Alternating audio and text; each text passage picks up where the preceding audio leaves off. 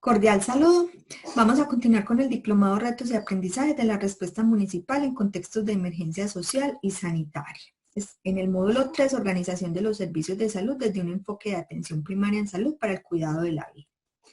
En el tema Guías y Protocolos de Atención Clínica, específicamente vamos a hablar del protocolo clínico de manejo de pacientes confirmados y sospechosos. Mi nombre es Dione Benjumea Bedoya, yo soy médica epidemióloga, doctora en salud pública, docente investigadora de Unirremit. Para comenzar vamos a hacer unas definiciones que vamos a requerir durante la sesión. La primera es la definición de contacto estrecho. El contacto estrecho puede ser comunitario en el transporte o del personal de salud.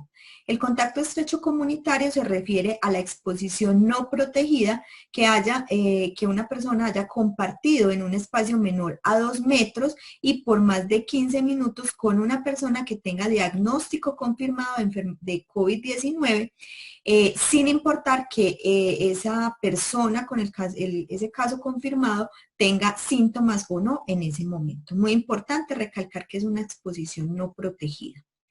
El contacto estrecho en el transporte se considera a la tripulación o al conductor que ha tenido contacto o exposición no protegida con una persona con diagnóstico confirmado de COVID-19. Y también a los pasajeros que están situados en un radio de 2 asientos alrededor de ese caso confirmado con una duración de más de 15 minutos. Y en el personal de salud se considera contacto estrecho, haber tenido contacto estrecho a cualquier trabajador que en los servicios de triaje, consulta, salas de procedimientos, observación u hospitalización tuvieron una exposición no protegida. También se consideran las exposiciones del personal sanitario, que incluyen contacto a menos de 2 metros por más de 15 minutos con un caso de COVID-19 o contacto con material potencialmente infeccioso de COVID-19 y que no se utilizaron los elementos de protección personal completos y adecuadamente. En cuanto al aislamiento, se considera la separación de una persona o grupo de personas que se sabe o se cree que están infectadas con una enfermedad transmisible y potencialmente infecciosa, para separarlos de aquellos que no están infectados y así prevenir la propagación de la enfermedad. El aislamiento respiratorio se aplica cuando se prevé la presencia de gotas de origen respiratorio con bajo rango de difusión, es decir, hasta 1 metro de distancia. La cuarentena quiere decir esa separación de una persona o grupo de personas que razonablemente se cree que se han expuesto a una enfermedad que es contagiosa. Muy bien. ¿Cuáles son las vías de acceso para la atención de un paciente con sospecha de COVID-19? Entonces, puede ser remitido desde los puntos de entrada al país, cualquiera, puede ser marítimo, terrestre o aéreo. Puede llegar directamente a un servicio de urgencias o puede ser referido también o puede ser captado en una consulta externa programada, en una consulta prioritaria o que haya sido detectado por las administradoras de riesgos laborales. Lo primero que hay que hacer en los servicios es el triaje, es decir, esa clasificación de los pacientes que pudieran tener sospecha de la enfermedad, de aquellos que no tengan hallazgos que cumplan con esos criterios de sospecha de enfermedad de COVID-19 o de infección por el SARS-CoV-2. Entonces, lo primero es un cuestionario sobre antecedentes de viaje o tránsito en los últimos 14 días a un lugar donde circule el virus de manera confirmada. ¿Cuál virus? El SARS-CoV-2, que es el que nos produce el la COVID-19, la enfermedad COVID-19. Si la persona cumple con esta definición, entonces la persona que está haciendo el triaje debe alertar de la presencia de un posible caso de COVID-19 al jefe de urgencias de turno o quien esté cumpliendo con esa función para realizar el aislamiento por gotas, es decir, mediante una mascarilla quirúrgica de manera inmediata. Esa persona se debe direccionar al sitio definido que garantice el aislamiento, tanto por contacto como por gotas. Y esa valoración clínica de ese paciente que está solicitando esa evaluación clínica se debe completar en ese sitio, restringiendo el acceso a familiares o acompañantes en los casos que sea posible. Ese triaje requiere de una estricta higiene de manos antes y después del contacto con el paciente y de la retirada del equipo de protección individual. El manejo inicial depende de la gravedad clínica del paciente. Se debe administrar en los casos que se requieran los broncodilatadores y se debe utilizar una cámara espaciadora para suministrar esos broncodilatadores, esos inhaladores que se conocen. ¿Por qué? Porque esto disminuye la producción de aerosoles en los que puede viajar el virus y contagiar a otras personas. Se debe iniciar la administración de oxígeno en los pacientes que tengan dificultad respiratoria o signos de shock o de choque. Y en aquellos que tienen shock séptico, es decir, que tienen una infección muy avanzada, con una respuesta inflamatoria muy avanzada, se debe utilizar antibióticos de manera precoz. Si hay criterios de gravedad, entonces se debe evaluar la necesidad de ingresar a cuidados intensivos, a una unidad de cuidados intensivos, y se debe realizar, muy importante, el diagnóstico diferencial con otras posibles etiologías frecuentes. Tener en cuenta la comorbilidad del paciente, otros medicamentos que requiera por sus otras enfermedades. En caso de realizar procedimientos que generen aerosoles, se debe realizar el aislamiento en el consultorio mediante las medidas de precaución necesarias de vía aérea. En este caso, la utilización de una mascarilla de alta eficiencia o N95.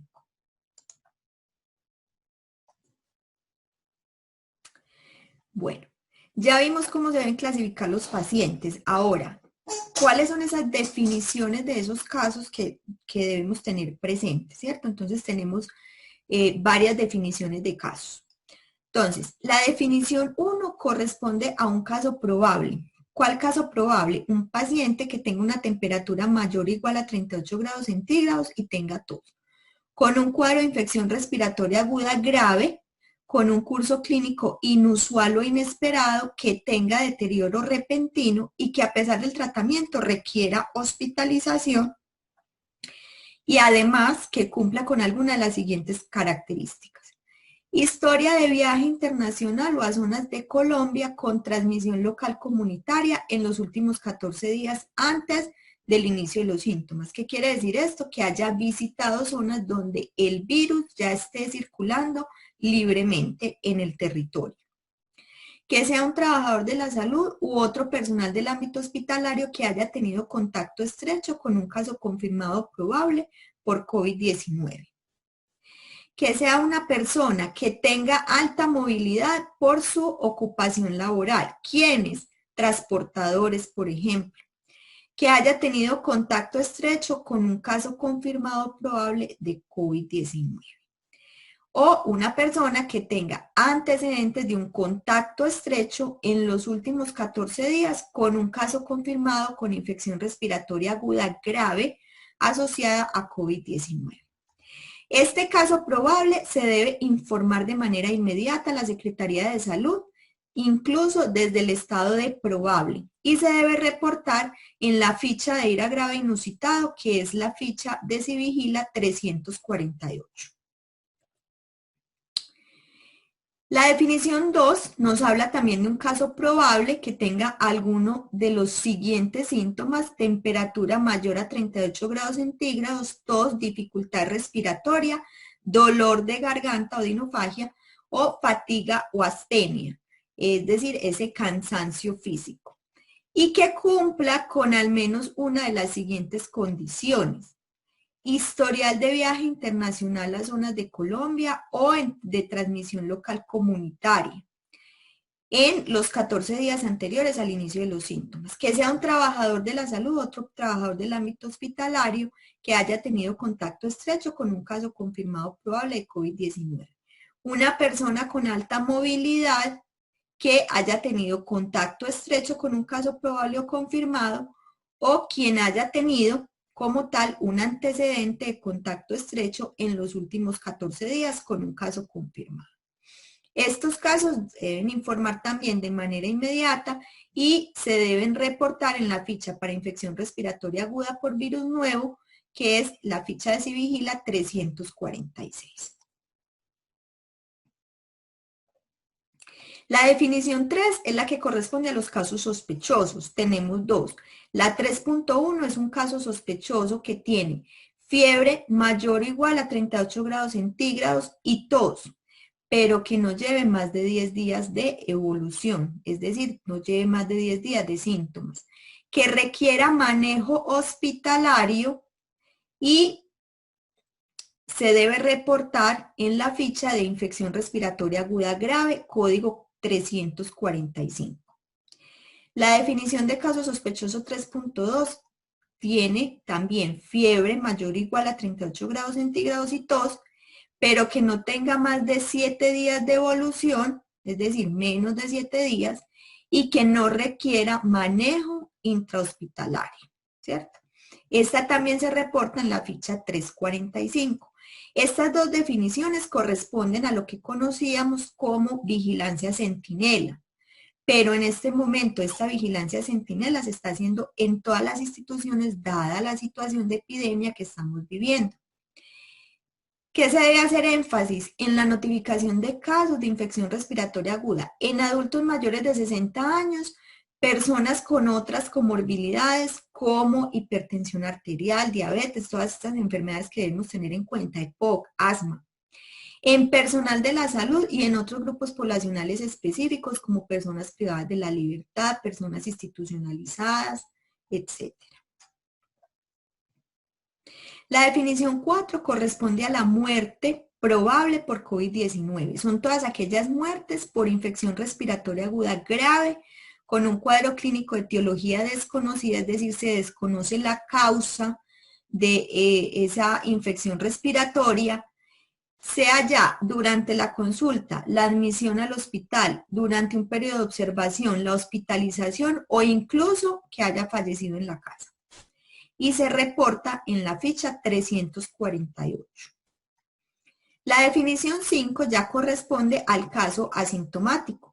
Es esta persona que fue un contacto estrecho de un caso confirmado de COVID-19 que no ha manifestado síntomas en los primeros 7 días después de la exposición no protegida, es decir, de ese contacto estrecho.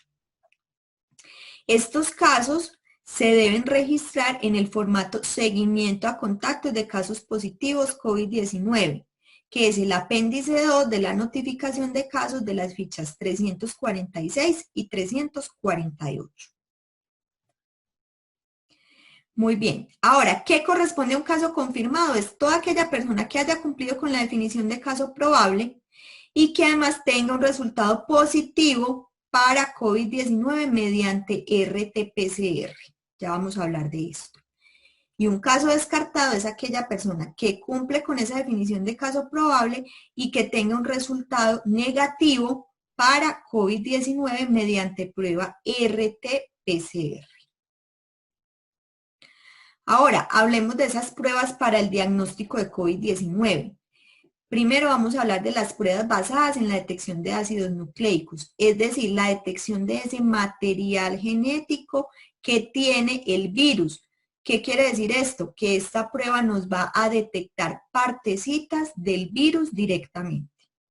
Son pruebas moleculares, se basan en la detección del ácido ribonucleico, del virus, del SARS-CoV-2, mediante una prueba que se llama RT-PCR, reacción en cadena de la polimerasa en tiempo real.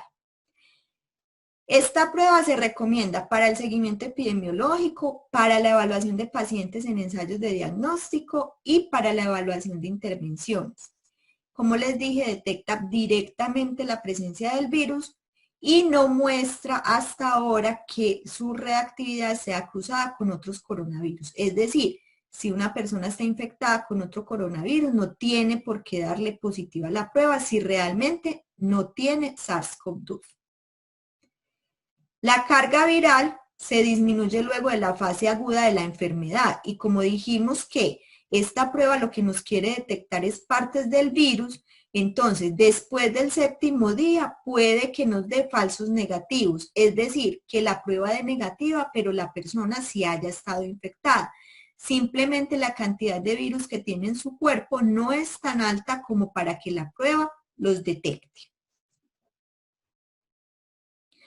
Ahora, hay unas pruebas basadas en la detección de anticuerpos. Los anticuerpos son unas sustancias que produce el organismo en defensa de cualquier agente que lo quiera atacar. Eso incluye virus, bacterias y otros microorganismos. Estas pruebas nos sirven para la investigación de un brote o conglomerado en curso.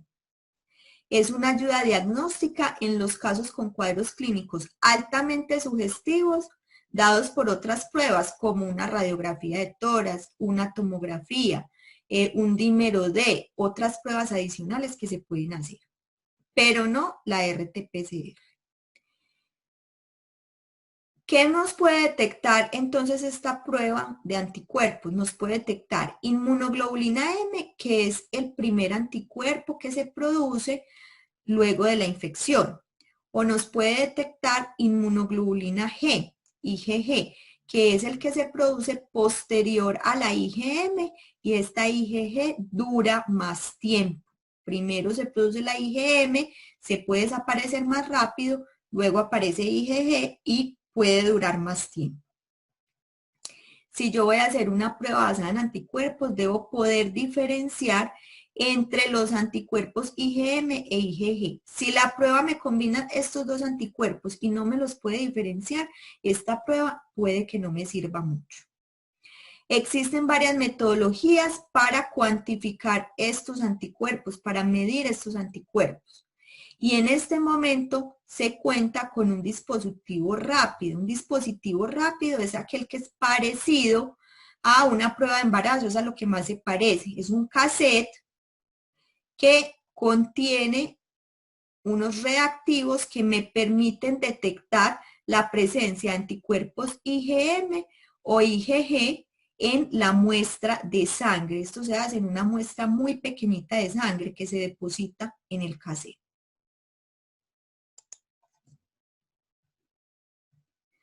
Ahora, ¿qué muestras se necesitan para la prueba de RT-PCR? Se requiere la recolección de muestras respiratorias. La ideal, aspirado traqueal, pero como no en todos los pacientes vamos a poder conseguir esta muestra, entonces podemos recolectar una muestra de aspirado nasofaríngeo. Aquí están los implementos para un aspirado nasofaríngeo. O se puede recolectar con un hisopado nasofaríngeo o un hisopado orofaríngeo. Es el que se hace con un aplicador. Es un aplicador específico, no es cualquier aplicador, estos que vemos acá. Y también se puede hacer lavado broncoalveolar o bronquial. Se debe notificar el envío de la muestra al laboratorio de salud pública, departamental o distrital para que se haga el procedimiento de seguimiento de estas muestras. ¿Cómo se interpretan estas pruebas? Entonces, si yo tengo las tres pruebas, la prueba de RT-PCR negativa, IgG, IgM e IgG negativas, pues este es un paciente con un resultado negativo para COVID-19. Si la prueba es positiva, RT-PCR positiva y los anticuerpos son negativos, este es un paciente que tiene un COVID-19 en una fase aguda, es decir, una fase inicial. Si la RT-PCR es positiva y el anticuerpo IgM positivo y el IgG negativo, puedo considerar que es un paciente con una infección reciente. Y si la RT-PCR es positiva, la IgM positiva o negativa, pero la IgG positiva, este es un paciente que consideramos con un COVID-19 positivo. Si no tengo RT-PCR, pero tengo IgM positiva, IgG negativa o IgG positiva, tengo un paciente probablemente positivo que tuvo una infección reciente. Si la IgM es negativa y la IgG positiva, este es un paciente probablemente positivo, pero que tiene una infección resuelta. Si tengo RT-PCR negativa, IgM negativa e IgG positiva, estoy frente a un paciente que está recuperado con una infección resuelta. Muy bien. Cuando se tiene el paciente en hospitalización o en urgencias con una sospecha de COVID-19, entonces, ¿cómo se deben tomar las muestras? Ojo, todo paciente en urgencias o en hospitalización con sospecha de COVID-19 se le debe tomar y procesar muestra de RT-PCR, es decir, muestra respiratoria. Si el resultado es positivo, se confirma el caso, se hace aislamiento por 14 días, tratamiento según criterio médico, se debe hacer el estudio de contactos y se puede repetir la RT-PCR según criterio médico y según las personas que haya a riesgo luego de los 14 días. Si el resultado es positivo, se continúa el aislamiento por 14 días más y si el resultado es negativo, se considera que es un caso recuperado de COVID-19. Si esa persona en urgencias o en hospitalización tuvo una muestra respiratoria negativa para mediante RT-PCR para SARS-CoV-2, entonces de todas maneras debo hacer aislamiento obligatorio por 14 días. Si la sospecha es muy alta de que la persona está infectada, entonces a las 48 o 72 horas puedo repetir la RT-PCR. Si es positiva, me confirma el caso, aíslo por 14 días y se hace tratamiento según criterio médico. Si esta prueba es negativa, entonces se descarta el caso y se investigan otras causas para ese cuadro clínico del paciente. Ahora, si la persona está en un servicio ambulatorio o un servicio domiciliario y tiene sospecha de COVID-19 y la persona tiene síntomas, se debe hacer la evaluación de los factores de riesgo. ¿Cuáles son? Que sea un adulto mayor de 70 años o que tenga cualquiera de las comorbilidades que tenemos que tener presentes. ¿Cuáles? Hipertensión arterial, diabetes, EPOC, asma y las otras comorbilidades. O si es un paciente contacto estrecho de un caso positivo de COVID-19, a todos estos que cumplan estos criterios se les debe hacer toma y procesamiento de muestra respiratoria para RT-PCR para SARS-CoV-2. Si el resultado es positivo, esto nos confirma el caso, se hace aislamiento por 14 días, tratamiento según criterio médico, estudiamos los contactos y se dan las recomendaciones generales para todo el personal de salud para el aislamiento. Si el resultado es negativo, entonces aislamiento de todas formas obligatorio y se repite la prueba 48 a 72 horas después. Si el resultado es positivo, me confirma el caso y sigue toda esta línea. Si el resultado es negativo, entonces se descarta el caso y se investigan otras causas.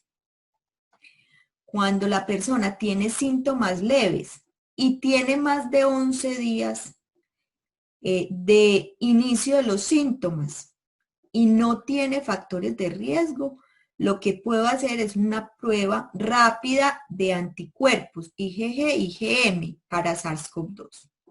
Si el resultado es positivo, entonces lo puedo considerar un caso probable de COVID-19. Debo completar los 14 días de aislamiento, autocuidado, uso de elementos de protección personal. Se hace todo el estudio de contactos y todo el seguimiento cercano a la evolución clínica de ese paciente. Si el resultado es negativo, se completa el aislamiento, medidas de autocuidado y protección y se puede reincorporar al completar el aislamiento según indicaciones, según criterio médico. Ahora, si es una persona asintomática, con o sin factor de riesgo, pero que estuvo en contacto con un caso positivo de COVID-19, debo hacer aislamiento obligatorio por 14 días, tomar muestra respiratoria para RT-PCR al día 7 del último contacto que haya tenido y aplicar todas las medidas de prevención, notificación del caso, incluso vigilancia de la aparición de síntomas. Si es positivo, pues entonces me confirma un caso de COVID-19 y sigo toda la línea.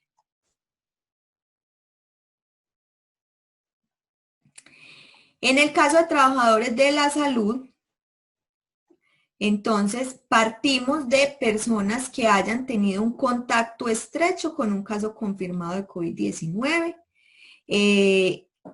en un servicio de urgencias o en hospitalización o donde haya sido.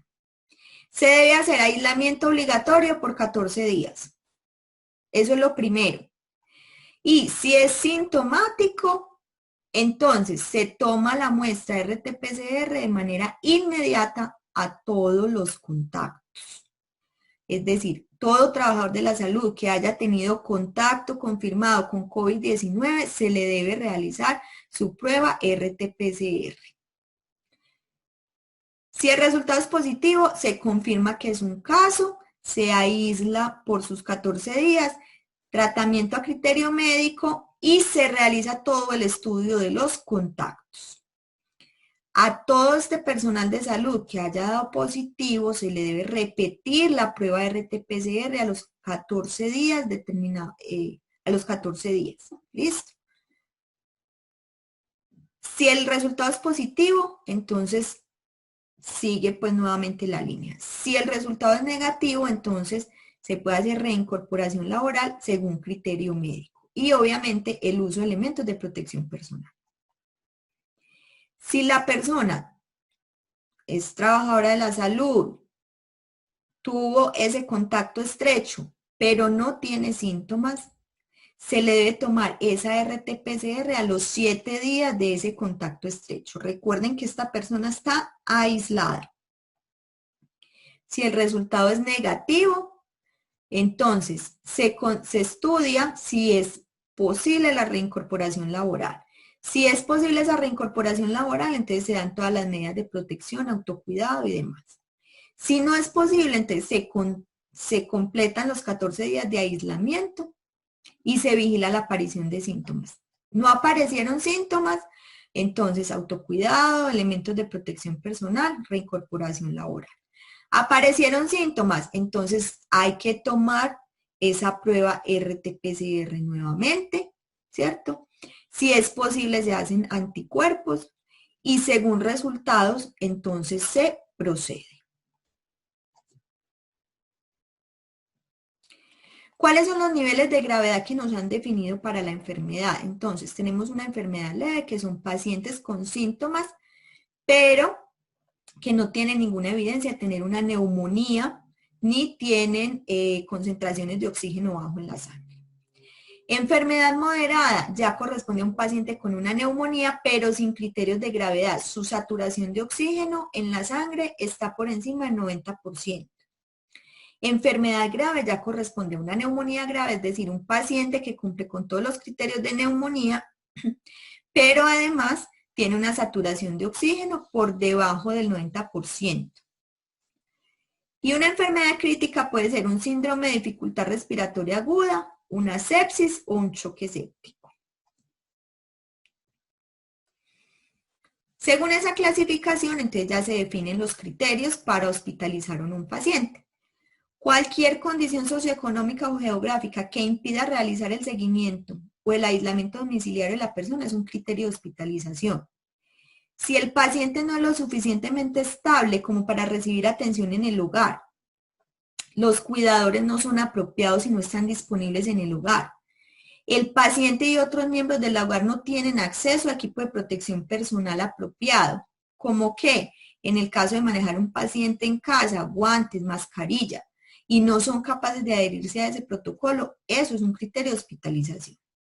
O si hay miembros en el hogar que puedan estar en mayor riesgo de complicaciones, como personas mayores de 60 años, niños pequeños, mujeres embarazadas o personas con compromiso de las defensas.